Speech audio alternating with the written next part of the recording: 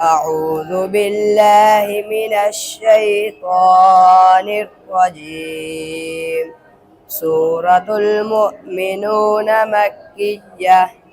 بسم الله الرحمن الرحيم. قد أفلح المؤمنون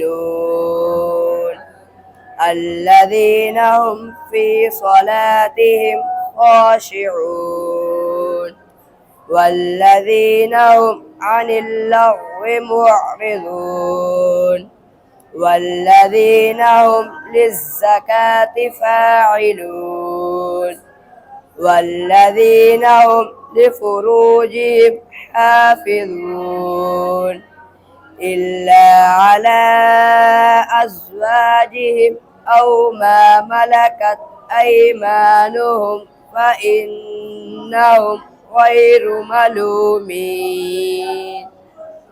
فمن ابتغى وراء ذلك فأولئك هم العادون.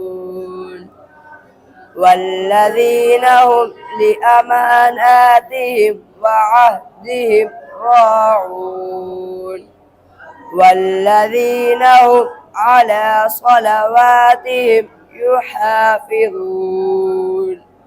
أولئك هم الوارثون الذين يرثون الفردوس هم فيها خالدون.